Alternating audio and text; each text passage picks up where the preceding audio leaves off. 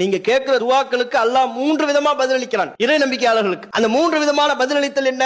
ஒன்று, அவர் கேட்பதையே தருவான், என்ன கேட்கிறோமோ அதையே தருவான், அது பதிலளித்தல். இரண்டாவது முறை ஒன்று இருக்கிறது அல்லாஹ்வுடைய பதிலளித்தலில், அவர் எதை கேட்கிறாரோ அதை அல்லாத இன்னொன்றை அல்லாஹ் அவருக்கு தருவான். அவர் ஒண்ணு நன்மை விளங்கி கேட்பாரு, ஆனா அல்லாஹ் தான் அவருக்கு எது நன்மை என்பதை அல்லாஹ் தான் பரிபூர்ணமா அறிந்தவனாக இருக்கிறான். அவர் கேட்டதை கொடுக்காம இன்னொன்னு அல்லாஹ் கொடுப்பான். மூன்றாவது முறை கேட்டதையும் அல்லாஹ் கொடுத்திருக்க மாட்டான், அவர் கேட்டது அல்லாத இன்னொன்றையும் கூட அல்லாஹ் அவருக்கு கொடுத்திருக்க மாட்டான். நபிகள் நாயகம் ஸல்லல்லாஹு அலைஹி வஸல்லம் அவர்கள் சொல்கிறார்கள், அவருடைய பிரார்த்தனையை அல்லாஹ் மறுமையில சேமிப்பா வைப்பான். மறுமை நல்ல மூமின்கள் செல்வார்கள், சுவனத்திற்குள் நுழைகின்ற பொழுது ஏராளமான பரிசு மலைகளை அல்லாஹ் குவித்து வைத்திருப்பான். அமல்களுக்குரிய கூலிகளாக அங்கே அவருக்கு சொல்லப்படும், இந்தாப்பா இதெல்லாம் உனக்குரியதுதான் அப்படின்னு அல்லாஹ் அந்த அடியாருக்கு கொடுப்பானோ. அப்ப அந்த அடியார் கேட்பாரு, இறைவா இவ்வளவு பரிசுகளை பெறக்கூடிய வகையில நான் எதையுமே செய்யலையே, நான் எந்த செயலை செய்ததற்காக இவ்வளவு வெகுமதிகள் இவ்வளவு பரிசுகள் மலை போல் குவிக்கப்பட்டிருக்கிறது? அந்த அடியானுக்கு பதில் சொல்லப்படும், இது எல்லாமே உன்னுடைய பிரார்த்தனை, உன்னுடைய எந்த பிரார்த்தனையும் வீண் போகல.